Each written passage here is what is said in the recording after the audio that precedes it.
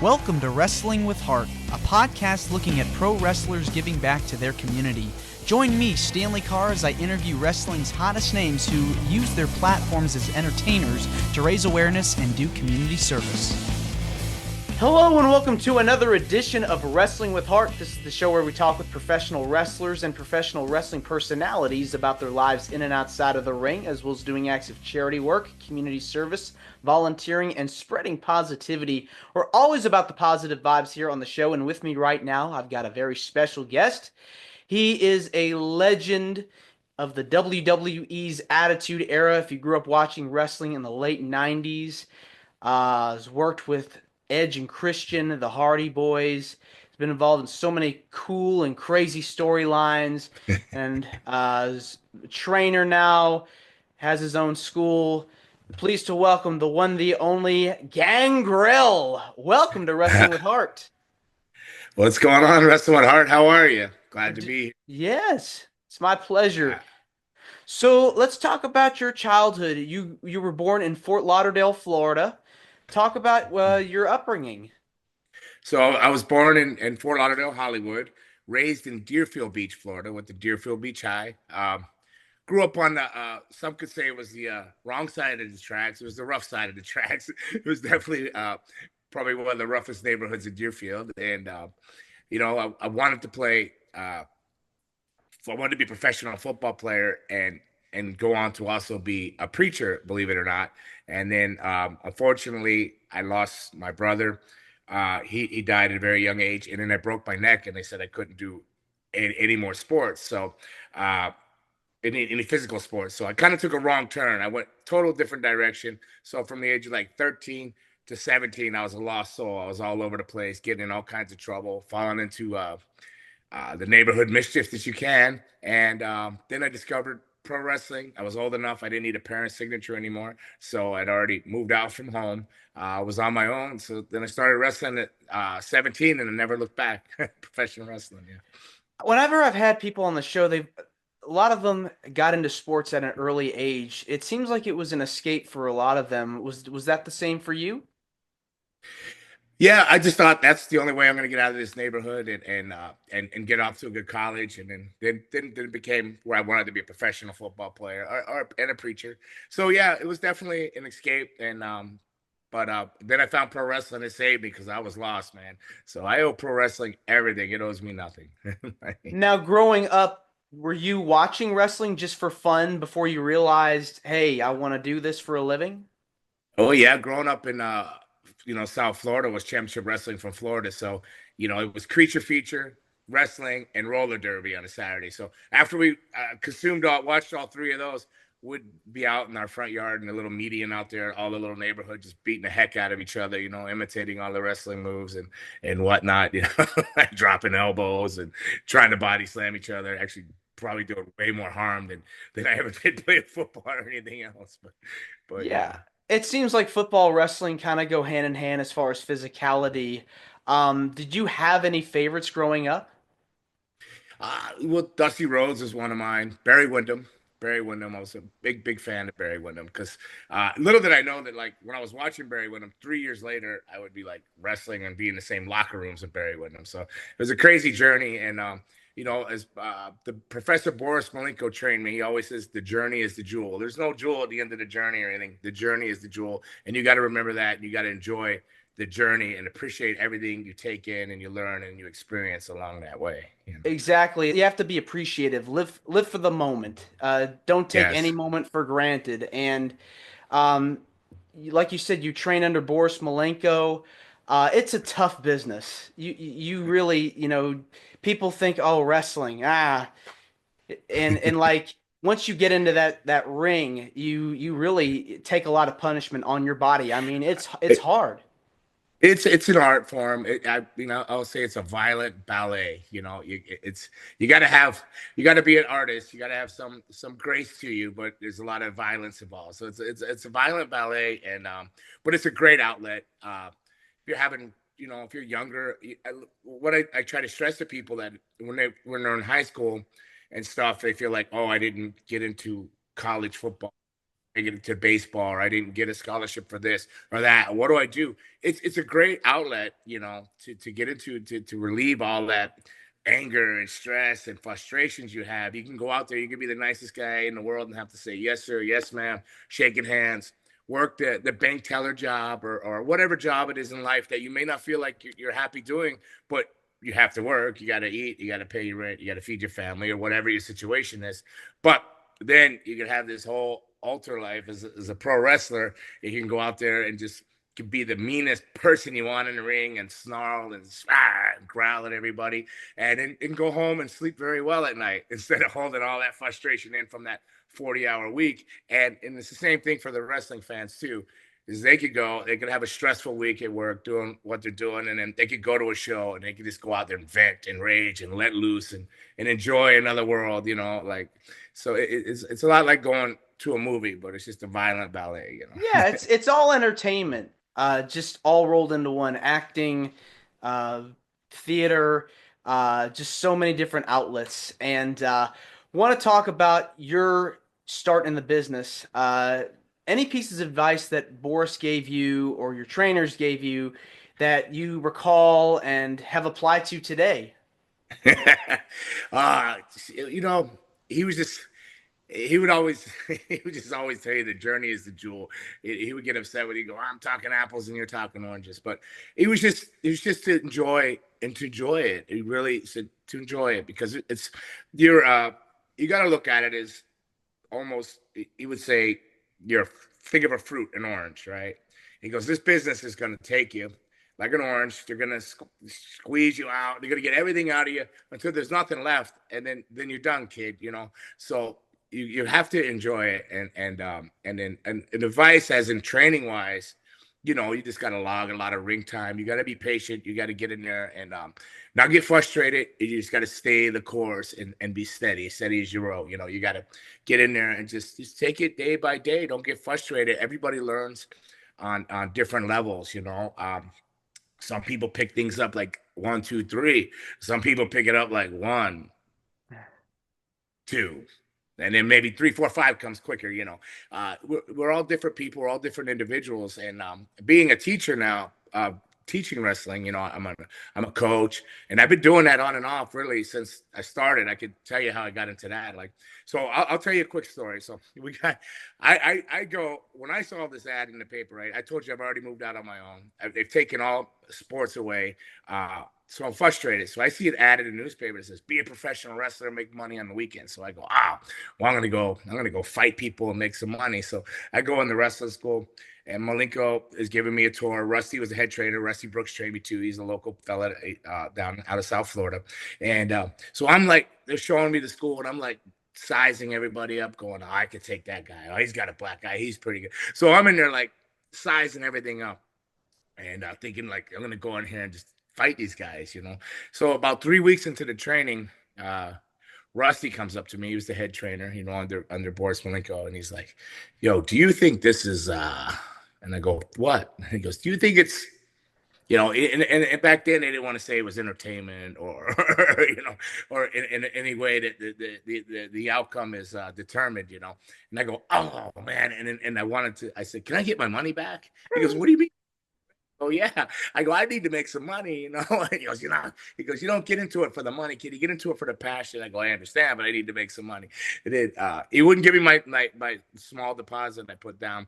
But I said, listen, I got to be honest. I can't really afford to keep training. I can't. I'm really in a tough situation, which I was already on my own at 17, a father, and because I had went that other route when I took sports away when I broke my neck. And he said, listen, you're really good at it. Just stay here. As long as you always give back to professional wrestling, we'll put you down as a trainer and we won't charge you. So they took care of me. So that's how, from that point on, even as I trained there, I trained the other people that came in just under me like a year. And then I've always continued to be a part of wrestling academies and schools throughout my whole time in the 38 years. Yeah, I mean, paying it forward, that's the most important thing, because you want to have the wrestling business grow. I mean, it thrives on the new blood, the new talent.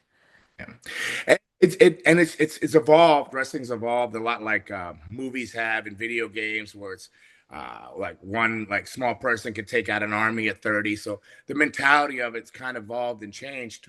But I still try to instill the old school ways and the respect and the handshaking and the foundation, but yet still try to be contemporary and with the modern ways, you know. So it's tough for me. I'm learning every day as a trainer with every student's different. They have different personalities. It's a different generation. So, but I'm very blessed to be able to pay that forward and still keep that promise all these years later and physically be able to do it. You know, Did you feel you were able to pick up everything quick, or did it take you time to learn the basics? I was blessed with in the sense that I could pick up all the moves really quick, and in the other sense, I was a wrestling fan prior, so I would emulate what I seen on TV before, like all this. So that all kind of came in naturally, but there's a lot more to it than all that. You know, that's half the battle is under watching it and being a fan. So you kind of, you're not afraid to act silly without a better word to say. They're like, "Ooh, yeah," or whatever. Uh, but when you get more in depth into it, as you learn the psychology of things and characters versus characters and understanding how to put a show together and all that was a little bit harder. And I'm still learning that 38 years later. Every time I'm a part of a show where I'm helping out or I'm putting the show together, I'm producing it, I'm sitting there going, yeah, I didn't think of that. Let me put it there. And Yeah, it's creative. You have to. It involves so much creativity because there's so much you can do with it. I had Sin Bodhi on a while ago. He was telling me about how the both of you've had matches together with really interesting stipulations. Oh, the Michael Jackson knife fight. Yeah, he's done. He's put this guy put a firecracker, a tie full of firecrackers and lit him on fire on me. The guy is a maniac. I love him, but he's insane. Like, but he has a very good mind for professional wrestling. He gets it. He's very creative. He doesn't see it as black and white. He sees it in the Simbodi world, the Kiyazani world, his world, But it all makes sense, and he can get away with it. He's so talented. He's just great. Yes. And the thing is like you have to have that creativity because it goes along with your character work. And I think the Gangrel character to me is just so fascinating. Were you ever a fan of vampires or goth or dark characters Uh, growing up? of course, Or yeah. Movie, The Lost Boys is how I came up with this. It was I was with Luna. We were sitting around on a Sunday one day. She goes, "Oh, we got to watch this movie," and it was the movie The Lost Boys. Have you seen The Lost Boys? yeah, yeah, a long time ago. Death by Stereo and all that. So after we got done watching it, I said, "Oh, it'd be really cool to wrestle as a vampire." And she goes, "Oh, you should, you should." I go, "No, no, no, you can't." And then just coincidentally, a week later, I ran into a guy from Puerto Rico, and he was looking for some like monster characters down in Puerto Rico. And he goes, "Well, what do you wrestle as?" And I'm like, "A vampire." Like I had never done it yet, or even thought about how I could do it. And then within 24 hours, I came up with fangs and a look and a 8x10 to send off with him to Puerto Rico. And next thing you know, I was down there wrestling as the Vampire Warrior, like within a month or something like that. So that spawned the vampire thing. But yes, I was a fan of vampire movies. I still watch vampire movies. I haven't watched the new one that was out at Christmas yet, though. The fact you're still able to do what you're doing, loving what you're doing, having passion. I mean, there's something to be said about that because people could, not everybody can enjoy what they do, go to work, come home, and travel. But you seem to enjoy it. What makes it so motivating for you to keep going to work and enjoying wrestling to this day? It's the fans. I love traveling, so I like going to bed at night, not knowing where I am, waking up and seeing an amazing place in the morning, something different every time. But it really comes down to the fans. Without the fans, couldn't do it. It's a high and it's a rush when you go out there and they still remember you and they're behind every move set you do or when you spray the blood. Without them, and I couldn't thank all the fans enough for professional. Without them, you can't do what you love, and when they love you and they still support you, it's an amazing feeling. And that's my quick high. But my long term, more meaningful high now is training the younger talent and the younger men and women coming up in professional wrestling and seeing them move on to the scene and make it. Like I had a big hand in training a fella named Rusev or Miro, Hmm. who He did well. I helped him. Jacob Fatu is another one that I trained along with Rikishi out in California when I had a school. So to see him on top right now in WWE killing it is amazing. And hopefully Rusev, I think he just left AEW. I don't know what's going on, but hopefully he gets himself back on path. He gets back in because they're two amazing guys. So see those. So on every level as they make it, I have another student that's in NWA named Ruthie J, which I was so happy for her to make it just to the NWA and watch them climb those levels. I got a couple more that I believe are getting ready to sign with NWA. So it's that's my long, meaningful high for wrestling, watching them succeed. So I can just keep back and say, I had a part of that. That's really cool and be so happy. So I experienced their highs with them and their lows, and there's a lot more lows than highs. It's loop-de-loops and hoop-de-hoops and a lot of smiling, but there's a lot of crying, but it's an emotional roller coaster for sure. It definitely is. And talk about something that's just on another level. Your entrance music is like one of the best of all time, I feel, because when that organ starts playing and the fire breaks out and you Yeah. rise up, I mean, when you first heard that piece of music, what was going through your head, vibing to that song? When I first heard it, I thought like, did they take that from Possum Kingdom? Because like, and nobody, I put a post up to earlier. Some people, like I'd say 70% of the people, I don't know if they're just being nice. They go, "Oh, I hear what you hear, Gangrel." The other 30 are going, "I hear absolutely nothing of what you're hearing." But they had asked me what kind of music did they picture coming out to, and I said, "Well, there's this cool song, Possum Kingdom. It's got some whispering and stuff." So I think they took from that and it came up with that music. But as soon as I heard it, I was like, it was, like, is that backward masking? Is that whispering? Or what is that coming up? And it kind of gave me goosebumps too. I still get a rush every time it things. But imagine yourself under a stage in an elevator as you see flames light up fire and you're looking up through this pit and you're rising up through, I guess, hell or wherever I'm coming from, Gangrel, straight out of hell. I don't, but, you're rising up and then the people are like, what the heck, and they get then after a while they knew who you were, and then that rush too was for forever they kept telling me you can't smile. I go, I'm not smiling. They go, yes, every time you come down the ramp you start smiling. I go, they go, yeah, you are. But for almost 3 months they tried to get me to stop smiling. Eventually they just said forget about it, because what would happen is I'd come up and that fire is so cool, the entrance is so cool, the music's rocking, and then the people get behind you, even though you're working, a heel, bad guy. I started to come down the ramp and I'd hold it, but I get halfway down, like, this is great, and I'd start smiling. So after 3 months, they said, okay, man, you're a happy vampire that's mean. I mean, to this day, people still talk about the Brood. Very instrumental in helping give guys like Edge and Christian their start. Their rise as far as characters go. I mean, that's got to feel good all these years later, and as well working with the Hardys, the new Brood later on. What was it like working with them in the early part of their career? Uh, Edge is an amazing individual. He's a great guy. Anything you heard about him and believe it, that he's just like a really great individual. Simbodi could tell you that he grew up with him. It's funny enough. I think Nick grew up with him. Simbodi, him and Christian. Christian is Christian. The Christian you see on AEW, that's Christian. That's him squawking away. But he's a great talent, great person too. But that's more his personality. But Edge is more of the like really sweet and the mama's boy. He loved his mom and his dog. He's just really that wholesome Canadian guy that he comes across like he is. So it's weird when he goes and he's more dark and he's going more brutish, like he's drawing from a place. But it's hard to see that because you just know how sweet he is and what a great guy. And Edge, he didn't need sure, the whole Brood thing helped us all.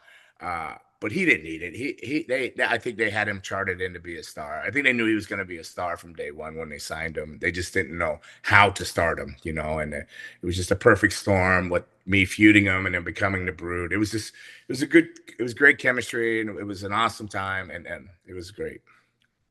And you also got to be work with Undertaker as well, Ministry of Darkness. Any fond Yeah. memories of that time?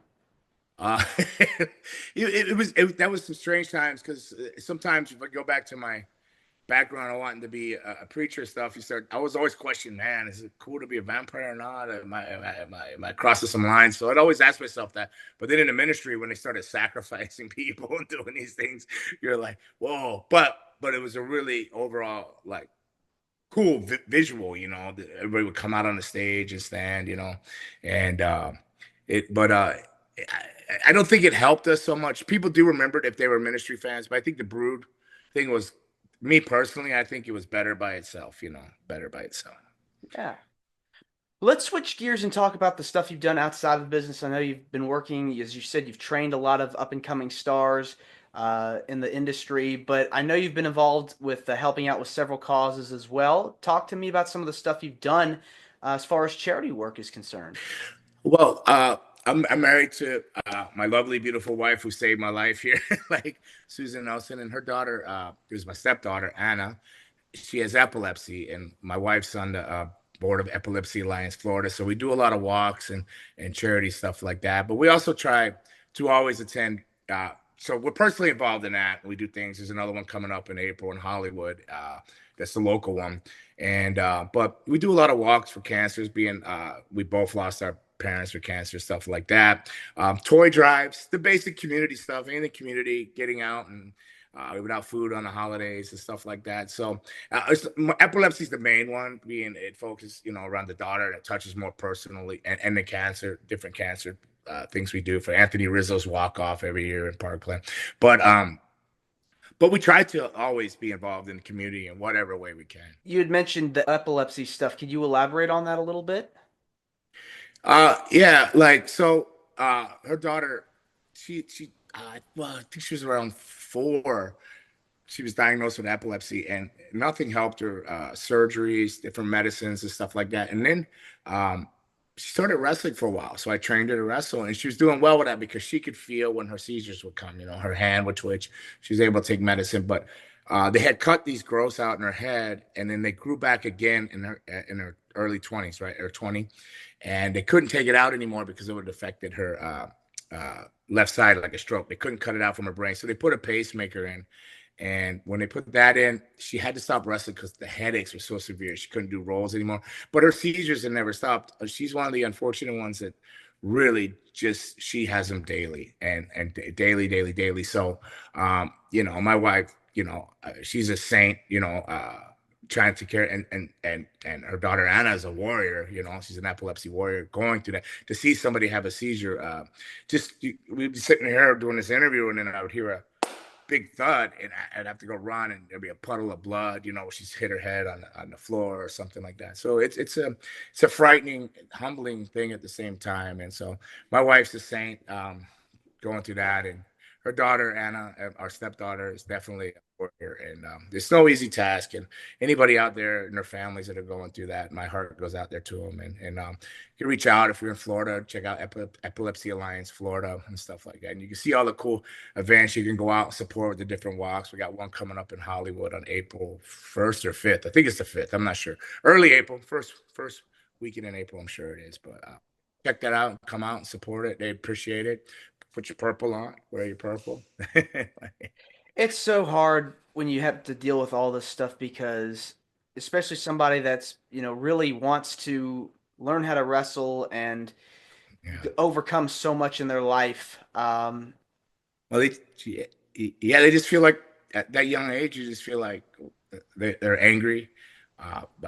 They think, why, if there's God, why is he doing this to them, to them? There's a lot of emotions that everybody else is a normal life, or their mom gets overprotective and drives them completely crazy. So you end up getting a wedge when your mom's just trying to help you so much that you feel, geez, I'm all right, because you've been living with this your whole life, but you can't take away how your parent feels for you, and so they're going to be overprotective. So then you get those clashes of like, fine, I've been like, and it's very frustrating for everybody, and very sad, but they live with it. They learn how, and they're just warriors, warriors. Amazing what they can go through and still smile.